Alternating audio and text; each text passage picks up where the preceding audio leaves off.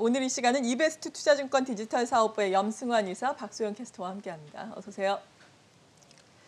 네, 일단 미국발 이야기부터 해보도록 하죠. 앞서서도 이야기 나눠본 소비자 물가지수 큰 폭으로 상승을 했습니다. 1982년 이후에 최대의 상승률, 이에 따라서 3월에 기준금리가 50bp 정도 인상될 수 있을 것이다. 이런 전망들이 지금 팽배한 상황인데 만약에 정말 50bp가 인상이 된다면은 긴축 발작 현상이 증시 측면에서도 그때도 나올까요?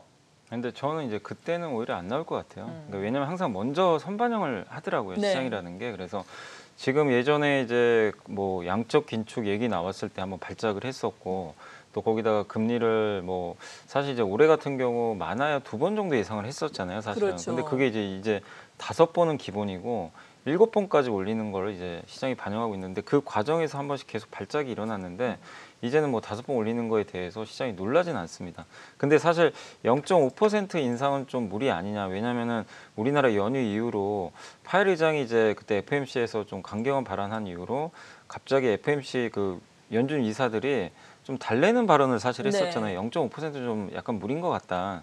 그래서 시장이 좀 화색이 돌면서 우리 이제 이 설날 연휴 기간 미국 증시가 엄청나게 좀 올라갔었는데 지금 갑자기 이제 제임스 블라드 연은 총재가 이제 50bp 또 얘기를 또 꺼내버렸잖아요. 그렇죠. 사실 어제 오늘 새벽에 끝난 미국 증시를 잘 보시면 미국 증시가 장중에 반등을 했었어요. 플러스권까지 갔는데 물가 충격을 받았지만 이건 물가 피크아웃 아닐까 이 기대감으로 올랐는데 제임스 블라드 연은 총재가 그 찬물을 끼얹어 버렸죠. 맞아요. 네, 50bp 해야 되고 굉장히 강도 높게 좀 금리를 올려야 된다 이런 이제 발언이 나오다 보니까 이건 좀 사실 시장이 좀 예측을 못했던 부분이거든요. 그러다 보니까 그 부분 때문에 이제 나스닥이 2% 이상 기술주들이 급락하는 양상으로 전개가 되고 있는 것 같습니다. 이 긴축 이슈라는 게 좀 피곤하긴 한데 50bp냐 0.25%냐 이런 거 가지고 계속 지금 결론은 나지 않는데 일단 지금 시장 국면에서는 0.5% 금리 인상하는 거는 받아들여야 될 것 같아요. 시장 참가자들은.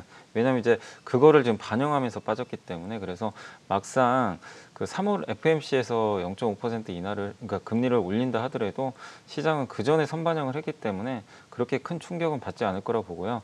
그리고 미국의 나스닥이 2% 빠졌지만 주요 기술주들이 그렇게 엄청나게 폭락하진 않았어요. 애플도 그렇고, 그러니까 과거에는 그 정도 흐름이 나오면 애플도 3에서 4%, 테슬라가 예전엔 2자릿수까지 빠진 적도 있었고, 근데 낙폭이 생각보다는 그렇게 크진 않았다는 거는 종목별로 이제 내성이 조금씩 생겨가고 있다. 그래서 너무 긴축 이슈에 대해서 이렇게 그 시장이 더 무너지고 이렇게까지 보실 필요는 없는데 아무튼 아직은 불확실하기 때문에 시장은 좀 그런 거에 맞춰서 굉장히 미국 증시는 계속 빠진다가 아니라요. 좀 굉장히 답답하게 좀 이렇게 옆으로 흘러가는 좀 움직임이 나오지 않을까 이렇게 예상을 하고 있습니다. 사실 간밤에도 장중에 또 미국의 10년 만기 국채 금리가 2%대 올라섰었잖아요. 사실 몇 년 전에 10년 만기 국채 금리 2% 찍었을 때는 시장이 엄청나게 또 하락으로 반응을 했었거든요. 이제 그러한 부분도 그렇게 민감도는 떨어질 것이다 이렇게 보시는 거예요? 네, 왜냐하면 이제 시장이 그 전부터 미리 선반영을 계속하고 있기 때문에 나스닥이 고점 대비 20% 빠졌거든요. 저번에 한번. 그래서 충분한 조정을 좀 받았기 때문에 민감도는 좀 낮아지고 그리고 시장이 이렇게 최근에 어쨌든 이런 긴축 이슈나 이런 거에 대해서도 일부 내성이 생기는 기업들이 나오고 나스닥이 비록 빠지긴 했지만 저점을 깨지 않을 거라고 보는 이유가 결국 하반기에 강력한 경기 회복을 좀 대부분 기대를 하고 있어요. 이건 실제 여는 총재들도 진짜 얘기를 했던 거거든요. 하반기에 분명히 경기가 좋아질 것 같고 그게 생각보다 괜찮을 것 같다. 특히 덴마크의 그 1등 해운선사인 머스크란 기업이 하반기에 또 운임 정상화를 예고를 했어요. 그러니까 운임이 너무 높았죠, 사실 그동안. 근데 1등 해운사가 정상화된다고 언급했다는 건 이제 운임이 좀 꺾인다는 얘기거든요. 실제로 보면. 그러면 이게 물류난이 해소된다는 얘기예요. 그럼 이거는 경제에 도움이 되는 뉴스거든요, 사실은. 그리고 물가를 잡아줍니다, 자연스럽게. 그러면은 하반기에는 이런 시나리오가 그려져요. 물론 가봐야 되지만 지금 상반기에 물가가 피크아웃을 치고 고물가는 이어져요. 그러니까 이거는 불편한 진실이지만 우리가 받아들이긴 해야 돼요.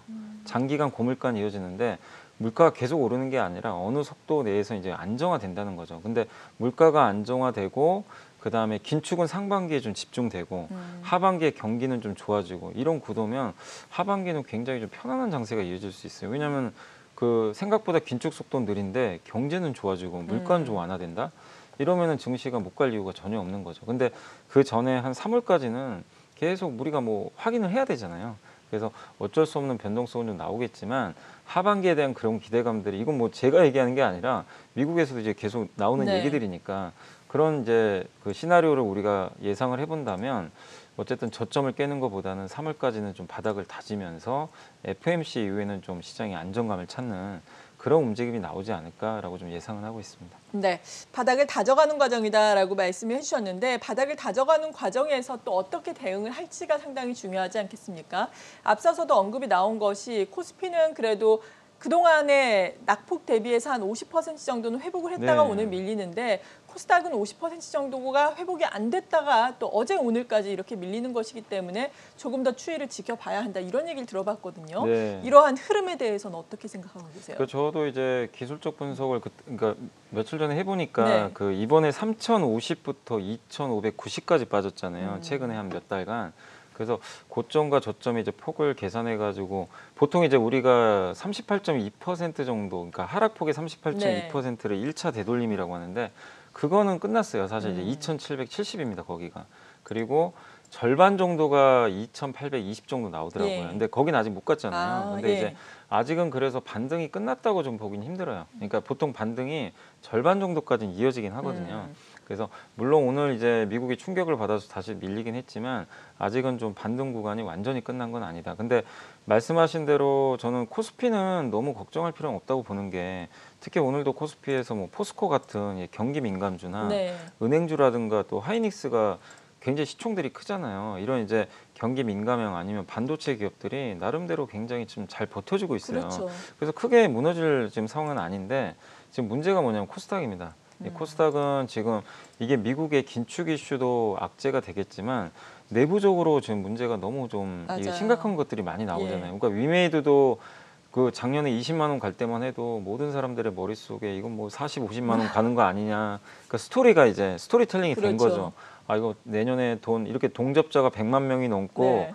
근데 막상 이제 실적을 딱 열어봤더니 위믹스 그 평가액은 굉장히 그게 높았는데 실제 게임으로는 번 돈이 별로 없었다는 거죠. 그러니까 사람들이 이제 충격을 받아버린 거죠. NFT 가지고 게임에서 돈 많이 벌 줄 알았는데 생각보다 그런 게 안 나오다 보니까 이제 사람들이 지금 지금 미국도 그렇고 우리나라도 금리가 이제 올라가다 보니까 실제 숫자를 보기 시작했어요. 네. 그러니까 굉장히 잣대가 엄격해졌어요. 그냥 스토리텔링으로 올라가기가 굉장히 어려운데 이런 상황에서 고밸류된 기업들이 지금 충격을 받기 시작합니다. 그게 대부분 코스닥의 시총을 많이 지금 위쪽에 차지하는 기업들이잖아요. 그렇죠. 또 이번에 2차 전지 소재 기업들 보면 에코프로 BM은 좀 내부자 거래 문제도 있었지만 그 솔루스 첨단 소재라는 동박회사가 어닝 쇼크가 나와가지고 주가가 맞아요. 무너져 버렸어요. 그러니까 작년에 성장세로 달려가던 이 기업들이 숫자가 지금 증명이 안 돼요. 그러니까 이 기업들은 또 시총이 너무나 큽니다. 그래서 코스닥에 이제 뭐 물론 솔루스 첨단은 코스닥이 아니라고 하더라도 영향을 주는 거죠. 2차 전지 네. 소재 쪽에. 그래서 결국 코스닥은 좀 당분간 이 숫자가 증명되는 시간까지 굉장히 좀 어려운 시간이 좀 계속 당분간은 좀 이어질 수밖에 없는 그런 그림으로 보고 있습니다. 그래서 코스피가 상대적으로는 조금 더 그러니까 반등 속도는 좀 빠르지 않을까 이렇게 보여지고 그리고 코스닥 같은 경우는 이런 게임주라든가 또 사실 이런 실적 충격 말고도 그 아까 말씀드린 내부자 거래라든가 네. 또 아직까지 해결 안 된 뭐 이슈들이 있잖아요. 오스테인 플란트도 아직 어떻게 될지 지금 결론이 안 난 상태고 그렇기 때문에 아직은 코스닥에 대한 투자 심리가 회복되기는 좀 쉽지 않은 것 같고 그래서 코스닥도 여러분들이 보실 때 이제 지금 당분간은 어쩔 수 없는 게요. 숫자 보고 대응할 수밖에 네. 없어요. 숫자 좀 잘 나오는 기업들 위주로 확인하고 좀 대응을 하고 미스나는 기업들은 조금씩 정리를 하는 수밖에는 네. 좀 마땅한 좀 방법은 없는 것 같습니다. 코스닥 같은 경우는. 그러면 대표적으로 좀 미스가 난 게임주들은 좀 정리를 하기에는 또 너무 낙폭이 클 것 같은 어떻게 근데 전략 이런 세우고 거예요. 있어요? 그러니까 예. 이제 숫자가 미스 났는데 음. 분명히 이제 앞으로 뭔가 이제 이벤트라든가 아니면 신작 게임이 나와서 기대감이 있는 기업들도 분명히 있거든요. 네. 그러니까 뭐 예를 들면 대표적으로 뭐 컴투스 같은 기업들도 물론 숫자가 그렇게 미달은 안 됐어요. 생각보다. 근데 네. 게임주가 안 좋아서 빠지지만 2분기 초에는 신작 게임이 하나 나오는 것 같더라고요. 이제 그런 기업들은 괜찮은데 이번에 이제 크래프톤 같은 기업들은 사실 뉴스테이트라는 게임이 완전히 흥행이 실패해 버렸거든요. 그렇죠. 그러니까 이제 오늘 주가가 10% 이상 빠지는데 이런 기업들은 당분간은 좀 반등이 쉽진 않겠죠. 그러니까 뭐 뉴스테이트 말고 다른 또 신작 게임이 스케줄이 또 잡히고 나오면 그때는 또 반응을 할 거예요. 근데 네. 그 구간까지는 시간이 좀 남아 있기 때문에 좀 어려운 흐름이 이어질 수밖에 없는 것 같습니다. 그래서 여러분들이 게임주 내에서도 실적이 나오거나 아니면 스케줄상 좀 신작 게임 기대감이 앞서 있는 기업들 위주로 좀 압축을 하는 게 지금은 좀 더 나은 전략이 되지 않을까 이렇게 좀 생각을 하고 있습니다. 네, 크래프톤 또 12.6% 정도 급락을 하면서 52주 최저가까지 내려갔는데 조금 더 어려울 수 있겠다라고 말씀해 주셨습니다. 이런 가운데 시장이 워낙에 지금 또 그냥 조정을 받고 있다 보니까 진단 키트라든지 코로나19와 관련된 치료제 종목들 순환매 네. 양상이 또 나타나고 있잖아요. 이 네. 순환매 또 양상이 나타나고 있는 가운데 대응 전략을 짜기는 사실 어려워요. 순환매니까. 어떻게 말씀해 주시겠어요? 사실 오늘 오르는 섹터가 거의 없더라고요. 맞아요. 그러니까 뭐 아까 보니까 카지노 섹터 일부 오르고 네. 그다음 철강주 그다음 이제 진단키트 이쪽 뭐 진짜 거의 극소수인데 이런 장이 안 좋을수록 뉴스가 있거나 재료 있는 기업으로 몰릴 수밖에 없거든요. 그래서 네. 진단키트는 시장과 좀 반대로 가는데 특히 진단키트 같은 경우 오늘 보면 그 뭐 수젠텍 같은 기업들도 지금 급등을 하잖아요. 그렇죠. 그러니까 이 기업들은 개별 재료가 있죠. 사실은 이제 자가 진단 키트에 대해서 이제 사용량을 좀 늘리고 있고 지금 물건이 없어서 좀 뭐 난리가 났다고 하잖아요. 그래서 그런 것들에 대해서 이제 정부가 좀 고가에 매입을 해주겠다. 뭐 이런 이제 얘기도 좀 나오는 것 같아요. 그래서 모멘텀을 좀 받고 있고 또 우리나라 확진자가 지금 5만 명이 네. 지금 넘어선 상황이다 보니까 이런 것들이 일단 진단키트 쪽에는 우호적으로 좀 작용하는 것 같습니다. 근데 이제 저번에 보셨겠지만 SD 바이오센서가 상한가 간 다음 날 어떻게 되는지 아마 기억을 하실 거예요. 그냥 쉽게 무너져 버리더라고요. 그러니까 뭐냐면 결국에 오미크론을 만약에 계절 독감처럼 이제 정부에서 방역 체계를 바꾼다면은 진단키트 수요는 2년 전에 그 마스크처럼 수요가 좀 나중에 꺾일 수도 분명히 있거든요. 그렇죠. 어느 시점에서는. 근데 지금은 이제 수요가 워낙 지금 창출되고 있지만 이게 계속해서 이어질 가능성은 그렇게 높지는 않습니다. 그래서 진단키트 쪽도 그냥 저는 이렇게 좋을 때 오히려 정리를 하시고 트레이딩 개념으로 보셔야지 네. 길게 끌고 가는 건 아닌 것 같아요. 그렇다면 진단 키트 쪽을 정리를 하고 좀 빠른 분들 같은 경우에는 리오프닝 쪽을 가도 될까요? 네, 저는 리오프닝이 차라리 더 좋은 선택이라고 보고요. 리오프닝은 일단 우리가 이제 포스트 코로나 시대에 대비할 수밖에 없잖아요. 이제 그렇죠. 분명히 다가오는 미래입니다. 그게 어느 시점에서 정확히 될지 모르지만 그래서 리오프닝 쪽으로 여러분들이 한번 옮겨가는 것도 전 좋은 것 같고 다만 이제 이런 건 있어요. 진단 키트를 하시다가 리오프닝 가면요 답답하실 거예요. 이게 그건 움직이는 그렇죠. 폭이 되게 네. 좀 작아요. 그러니까 진단 키트는 굉장히 약간 무슨 뭐 흔히 말하는 뭐 세력주처럼 막 네. 급등락이 되게 심하잖아요. 그러니까 트레이딩 하긴 좋은데 리오프닝은 사실 그 정도까지는 아니거든요. 그래서 그런 내가 트레이딩을 하시는 분이면은 굳이 뭐 리오프닝까지 하실 필요는 없지만 그게 아니라 내가 좀 중장기적 펀더멘털까지 보고 한다면 리오프닝주 저는 들어가는 거 좋고 특히 요새 보니까 리오프닝주 중에서 먼저 갔던 게 여행 항공인데 그렇죠. 이쪽은 이제 이미 올라갔으니까 지금 들어가는 건 아닌 것 같고 지금 좀 상대적으로 못 오른 기업들이 지금 보면 백화점 관련주들 특히 좀 제가 봤을 때는 많이 못 오른 것 같고 또 저평가돼 있고요. 그냥 의류주들 실적이 되게 좋더라고요. 네. 거기다가 어제 아모레퍼시픽이 급등 나왔잖아요. 맞아요. 근데 화장품도 결국에는 이제 만약에 마스크를 진짜 벗는다면 특히 색조 화장품 매출이 늘어날 수가 있거든요. 그러면 색조 화장품 관련된 기업들도 모멘텀 받을 수 있으니까 그런 쪽으로 한번 그 소비재 기업들 위주로 한번 보시는 것도 좋지 않을까 싶습니다. 네. 오늘 또 이 리오프닝 가운데서는 앞서 말씀해 주신 것처럼 카지노가 동반 상승을 하고 있잖아요. 네. 특별한 이유가 있을까요? 이 카지노 기업들이 이제 최근에 주가가 좀 되게 부진했다가 리오프닝 기대감 붙으면서 좀 올라가는데 네. 일단 이제 올라가는 이유 중에 하나는 당연히 이제 최근에 마카오라든가 글로벌 카지노 회사들 주가 흐름이 굉장히 좀 견조한 것 같더라고요. 그래서 이것도 뭐 우리나라만 그런 게 아니라 전 세계적인 같은 현상이다 이렇게 보시면 되겠고 특히 이제 중국 만약에 이제 국경이 개방이 되면 중국인들이 다시 또 한국에 와서 또 이제 우리나라의 대표 카지노에 가서 카지노를 하지 않을까 이런 기대감도 그렇죠. 선반영이 되고 있는 것 같고요. 또 마카오 카지노 규제가 좀 많이 있었어요. 근데 그 카지노 규제 강도가 좀 생각보다는 좀 완화되지 않을까. 이게 완화가 되면 마카오 카지노 기업들 주가에 좋을 수 있는데 이 기업들하고 또 우리나라 카지노 기업들이 좀 연동되는 부분들도 분명히 있습니다. 그래서 이런 규제 완화도 주가에 좀 긍정적으로 작용을 하는 것 같습니다. 다만 이제 이런 것 같아요. 그 진짜로 중국 사람들이 언제 올까? 이건 솔직히 아무도 좀 모를 모르는. 일이죠. 예, 그래서 저는 개인적으로 외국인 카지노보다는 국내 내국인 그 강원랜드가 네. 강원랜드는 지금도 영업을 하잖아요. 사실. 강원랜드 오늘 오르더라고요. 예. 그래서 저는 차라리 외국인 쪽은 우리가 정말 뭐 점쟁이가 아닌 이상 정확한 시기를 알 수가 없어요. 그렇죠. 그래서 그거는 좀 약간 먼 미래니까 그쪽보다는 내국인 카지노에서 뭐 확실하게 뭐 유일하게 국내 뭐 강원랜드밖에 없기 때문에 강원랜드 위주로 좀 투자를 저는 늘려보시는 게 맞지 않을까라고 말씀드리겠습니다. 네, 이 밖에 다른 업종 좀 살펴볼까요, 박소영 캐스터? 오늘 금융주들이 상승세를 키우고 있는데요. 현재 하나금융지주가 4%까지 오름폭을 확대하고 있습니다.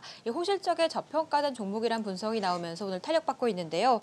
다른 종목들도 좀 빨간불을 켜내고 있긴 하지만 이전에 오류금융지주가 조금 두드러진 모습을 보였었는데 오늘은 좀 하락세를 나타내고 있거든요. 우리금융지주를 좀 좋게 보시는 분들도 많았는데 하나금융지주가 더 매력적인 걸까요? 그 우리금융지주는 아마 그 예금보험공사가 블록딜 때문에 네. 지분 매각한다는 그 뉴스가 좀 있었어요. 그래서 그거 어차피 이제 팔아야 되거든요. 그래서 마지막 그 오버행 이슈가 좀 남아 있어서 그 물량에 대한 부담으로 좀 빠진 게 아닌가. 그리고 사실 우리금융지주가 주가가 정말 이게 엄청나게 올랐습니다. 이게 은행주인데 그 2020년 이제 3월 팬데믹 때 한 6천 원 정도 하다. 물론 이제 다른 기업에 비해서 많이 오른 건 아닐 수도 있겠지만 6천 원에서 지금 16,000원까지 한 3배 가까이 지금 오른 상황이고 특히 올해만 해도 올해 연초 가격이 12,500원이었거든요. 네. 증시가 급락했잖아요. 10%. 근데 우리금융지주는 반대로 주가가 거의 한 20% 가까이 좋았네요. 올라버렸어요. 예. 역으로. 그러니까 이제 가격 부담이 좀 생긴 거죠. 여전히 뭐 저평가 매력은 있는데 그래서 그런 가격과 수급적인 이슈로 좀 빠지고 있다. 그래서 펀더멘탈 문제는 아니기 때문에 보유하시는 분들 입장에서는 들고 가셔도 좋다. 그리고 다른 그 금융지주보다는 주가가 되게 못 올랐었어요. 장기간 네. 보면. 그래서 여전히 저평가 매력이 있으니까 보유하시면 되겠고 또 하나금융지주도 오늘 분위기 좋은데 52주 최고가네요. 그동안 사실 하나금융지주가 최근에 이제 4대 금융지주 중에 좀 주가가 덜 올랐었거든요. 근데 이번에 실적도 괜찮고 워낙 또 배당도 굉장히 많이 주는 업체 네. 중에 하나잖아요. 그래서 키 맞추기라고 보시면 좋을 것 같아요. KB금융 가고 그다음 신한지주 가고 그리고 나서 또 하나금융지주 이렇게 순환매가 도는 그런 모습이 이러면 또 나중에 지금 지방은행도 한 번씩 돌겠죠. 그래서 은행주는 지금 1월 달부터 지금 2월 초까지 딱 시장 보시면요. 지금 신고가 난 유일한 업종이 사실은 은행 업종이에요. 네. 예, 그러니까 카카오뱅크 제외하고 그래서 그만큼 지금 시장을 주도하는 섹터이기 때문에 근데 이렇게 주가가 올랐는데도 PER이 5배밖에 안 되니까 너무나 저평가돼 있다는 거죠. 그래서 당분간 계속 시장보다는 굉장히 좀 강할 가능성이 높기 때문에 보유하신 분들 너무 좀 쉽게 그 파는 것보다는 그래요? 계속 좀 들고 가는 게 좀 좋을 것 같아요. 이게 금리 인상 사이클은 계속 이어지잖아요. 네. 상반기 내내. 그래서 지금은 들고 가는 전략이 저는 필요하다고 생각을 합니다. 그렇다면 그동안 이 가운데서 특히나 선전을 했던 메리츠 화재, 메리츠 금융 같은 경우에는 또 MSCI 지수 편입 이슈가 있었잖아요. 네. 이 이슈가 지금 어느 정도 선반영되고 해소가 되면서 또 고점 대비해서 많이 하락하고 있단 말이죠. 네. 이 부분 차익 실현 아직 못하신 분들은 팔까 이런 생각 많이 하실 텐데 이 종목들도 계속해서 들고 갈까요? 지금은 들고 가는 게 맞고요. 이게 왜냐하면 이제 며칠 전에 어젠가 발표됐잖아요. 네. 그 MSCI 분기 리뷰에 이제 들어갔으니까. 그렇죠. 그래서 그게 오히려 이제 그 수익 실현 기회로 활용해가지고 이제 주가가 맞아요. 빠졌는데 지금 언제 이제 편입이 되냐면 이번 달 말에 편입이 돼요. 네. 아마 이번 달 말 종가로 예정이 돼 있어요.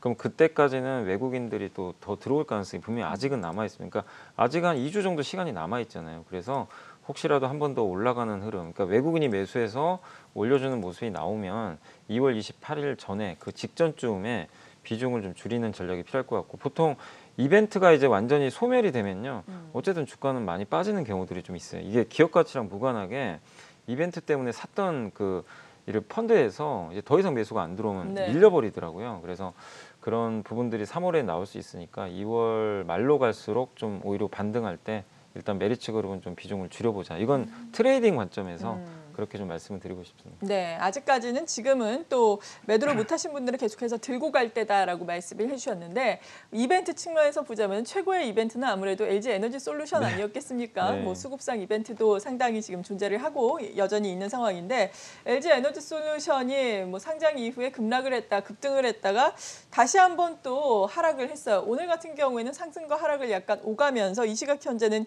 0.5% 정도 오름세를 나타내고 있는데 어느 정도 시점에 좀 주가가 안정화가 될 수 있을까요?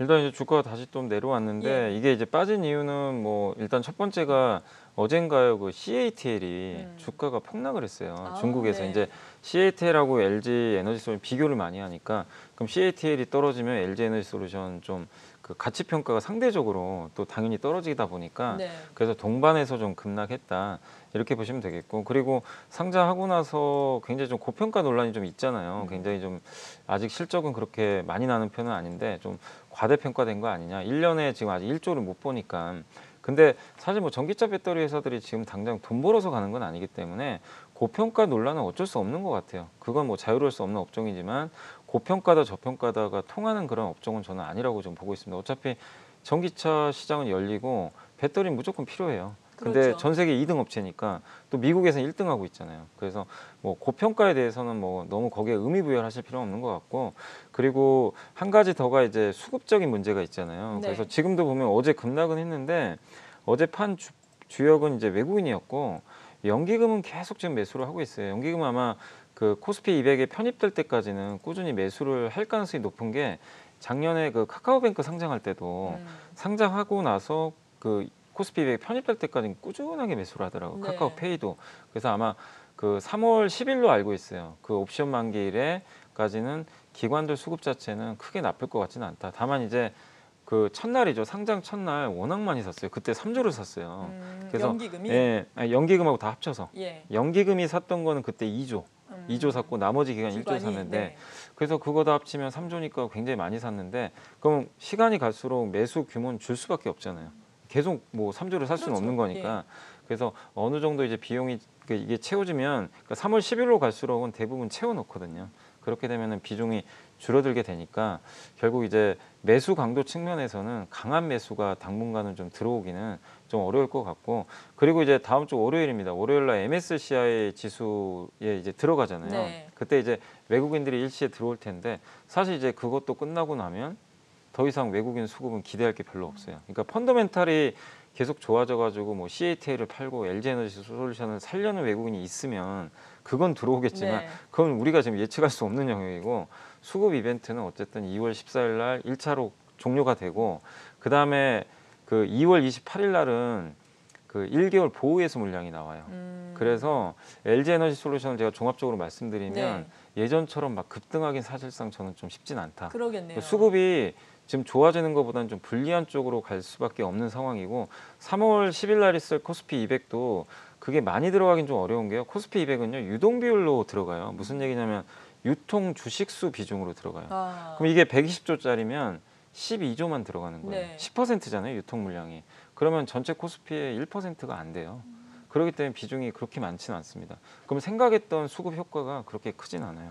그리고 2차 전지 지금 ETF에 LG화학 팔고 지금 에너지 솔루션 교체하고 있잖아요. 네.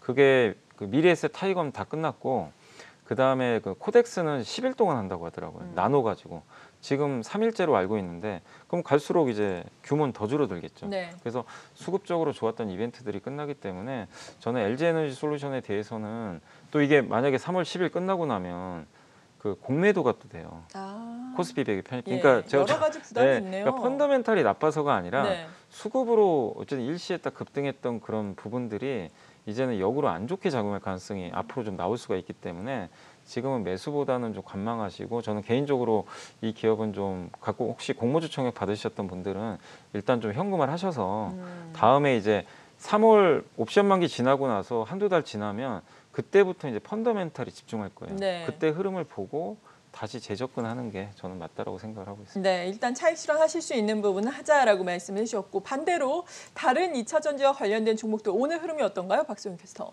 네, 현재 LNF가 5% 넘게 하락폭을 키우고 있고요. 후성도 2%, SKC도 2%까지 전반적으로 좀 파란불을 켜내고 있는 상황입니다.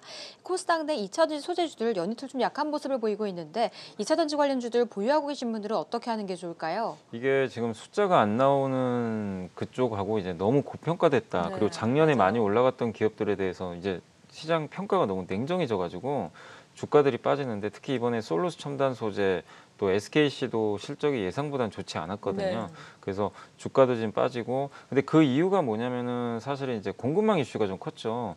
왜냐하면 이제 배터리 같은 경우도 결국엔 자동차에 들어가는데 자동차 반도체가 없으니까 생산이 줄고 맞아요. 못 들어가는 거죠. 근데 하반기엔 분명히 개선될 거예요. 하반기에는 이제 물류난도 좀 완화될 가능성이 높고 이게 오미크론이 이게 제임스 블라드 그 좀 매파적인 아까 연방은행 총재가 50bp 인상 얘기를 꺼내서 시장이 네. 안 좋았다고 했는데 그분도 뭐라고 했냐면 오미크론이 어느 정도 완화되면 이 물류난이나 이 공급망 이슈가 좀 완화될 수 있다라는 그런 얘기를 좀 한 것 같더라고요. 그러니까 그런 것들을 종합해 보면 시간의 문제거든요. 그래서 저는 2차 전지 소재나 아니면 뭐 배터리나 장비나 이쪽에 대해서는 장기적으로는 너무 걱정하실 필요는 없다. 그 말씀을 좀 드리고 싶지만 단기적으로는 지금 아직은 뭐 아무것도 지금 우리가 알 수는 없는데 네. 숫자는 지금 안 좋잖아요. 그러니까 이제 파는 수요들이 늘어나면서 매도가 좀 강하게 나오고 있는 것 같습니다. 근데 이런 악조건 속에서도 실적이 잘 나온 소재주가 있어요. 제가 실적 보니까 첨보하고 LNF는 되게 잘 나왔어요. 시장 기대보다. 네. 그러니까 이런 기업들은 지금 올라간다가 아니라 시장이 좀 안정감 찾잖아요. 그래서 매도가 좀 줄면은 다른 2차 전지보다는 좀 빨리 올라갈 가능성이 높아요. 그러니까 어닝이 대부분 미스가 났는데 네. LNF나 첨보는 기대보다 잘 나왔어요. 그러니까 되게 안 좋은 악조건인데도. 그래서 이 두 개 기업에 대해서는 좀 선별적으로 좀 대응하는 것도 좋을 것 같습니다. 네. 이런 가운데 오늘도 많은 기업들이 또 실적을 발표를 하고 있습니다. 카카오가 오늘 실적을 발표를 했는데요. 이 같은 내용 브레이킹 시황으로 알아보겠습니다.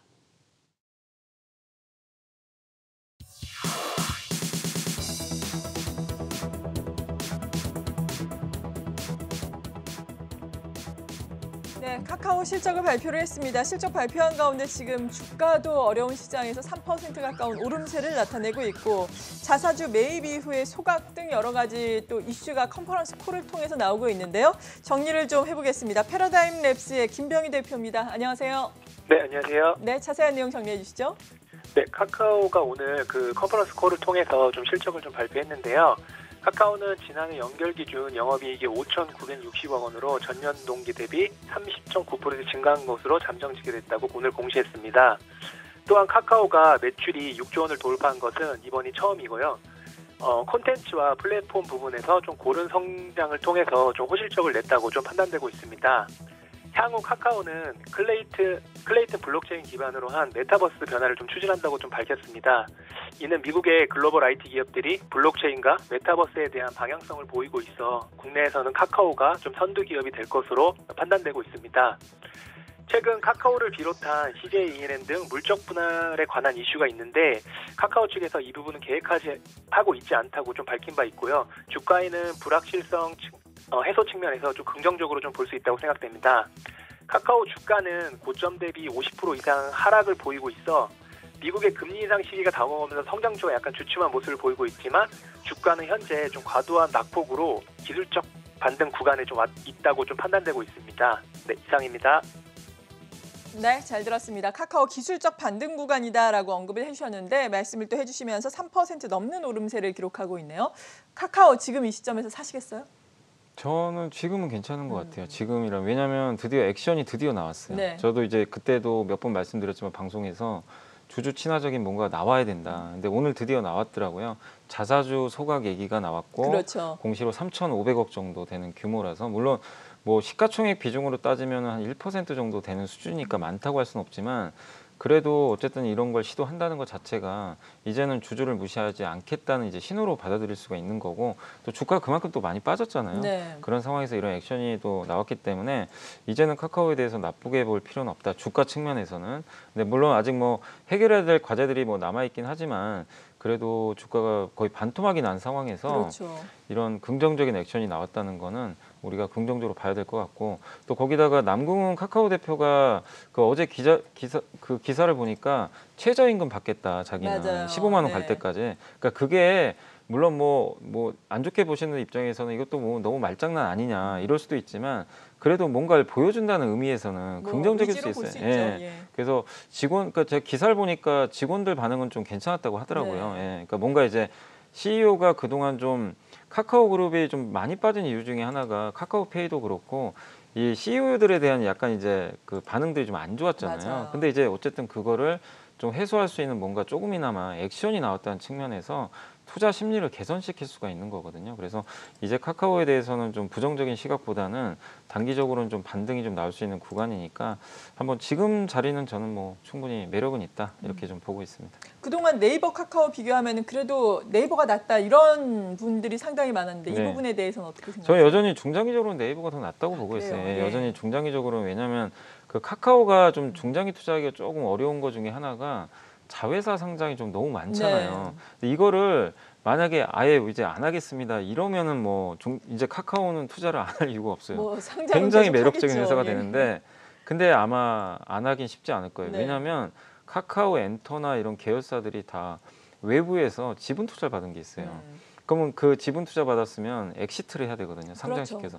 그러니까 그런 이슈들이 좀 남아 있기 때문에 아마 상장할 텐데 근데 올해 상장은 안 할 것 같아요. 네. 제가 봤을 때 왜냐하면 원래 올해 상장하기로 했는데 이런 이슈가 불거지니까 뒤로 미룬 것 같더라고요. 그래서 올해만큼은 뭐 상장 이슈는 좀 잠잠해질 수 있으니까 그런 부분은 긍정적인데 네이버는 그런 이슈는 사실 없잖아요. 네, 그렇죠. 사실은. 예, 그래서 장기적으로는 여전히 네이버인데 그러나 단기적으로는 지금 카카오가 조금 더 매력적인 흐름이 이어질 것 같습니다. 네, 지금 뭐 상장과 관련해서도 뭐 계열사 쪼개기 상장은 아니다, 물적 분할 계획은 없다라고 밝히기는 했는데 그래도 또 뭐 계속해서 상장 이슈는 뭐 올해가 됐든 내년이 됐든 뭐 카카오에 대해서는 있겠죠. 이러한 부분에 대해서는 뉴스 플로우를 봐야 되겠고 뭐 물적 분할과 관련해서 CJ E&M 같은 경우에도 얼마 전에 뭐 물적 분할 안 한다 뭐 이렇게 얘기를 네. 하면서 주가가 좀 바닥권에서 올라오기도 했는데 오늘은 7% 급락을 하고 있습니다. CJ E&M 지금 실적이 상당히 역시나 실적, 예. 숫자가 안 나오니까 이렇게 또 급락을 했는데 이 부분에 있어서는 CJ E&M 어떨까요? 그러니까 이게 그 지금 시장이 굉장히 그 숫자에 되게 민감해요. 맞아요. 그러니까 뭐 물적 분할을 안 하는 건 긍정적인데 다만 이제 CJ E&M이 그 결국엔 이게 저는 지금 숫자 자체가 너무 쇼크하게 나와가지고 반응을 하지만 여기 나오는 내용을 보면은 이제 앞으로 투자를 굉장히 많이 한다고 지금 얘기가 나와 있어요. 네. 그러니까 티빙 있잖아요. 티빙 같은 이제 OTT를 지금 어떻게 이제 넷플릭스랑 경쟁을 하기 위해서는 드라마 투자 굉장히 많이 들어가야 되거든요. 그럼 거기 들어가는 비용들이 만만치가 않습니다. 거기에 또 인건비도 좀 증가를 하고 이런 것들이 올해 실적을 좀 다운시키는 역할을 하다 보니까 아 올해는 이제 2월인데 CJ에는 실적 기대할 게 없다. 이제 이런 반응인 거죠. 네. 그래서 좀 빠지는데 그래서 애널리스트들도 약간 의견들이 다른 게 안 좋게 보시는 분들은 아 올해는 아닌 것 같다. 이런 분도 계시고 이거는 장기 그림을 위한 투자 아니냐. 그래서 오히려 좀 긍정적으로 보시는 분도 계세요. 그래서 길게 보시는 분들 입장에서는 전 나쁘진 않다고 보는데 네. 다만 단기적으로는 실적이 미스나고 실적 좋아지기 어려우니까 주가 반등은 좀 제한되겠죠. 분명히 저평가된 건 맞는데 이렇게 되면 상반기에 주가가 좀 의미 있게 상승하기는 좀 쉽지는 않기 때문에 그래서 근데 제가 말씀드린 거에 반대편에 있는 기업이 어디죠? 그러면 스튜디오 드래곤이죠. 드라마 예. 투자 많이 할 거 아니에요. 그러면 스튜디오 드래곤이 계열사인데 여기는 오히려 수혜주예요. 또 반대로 보면 그래서 차라리 스튜디오 드래곤 쪽이 지금은 조금 더 모멘텀이 좀 생겼다라고 보시면 좋을 것 같습니다. 네, 그렇군요. 오늘 오전장 라스트 찬스 여기까지입니다. 계속해서 공략주 제시를 해드리죠. 박소연 캐스터 고맙습니다.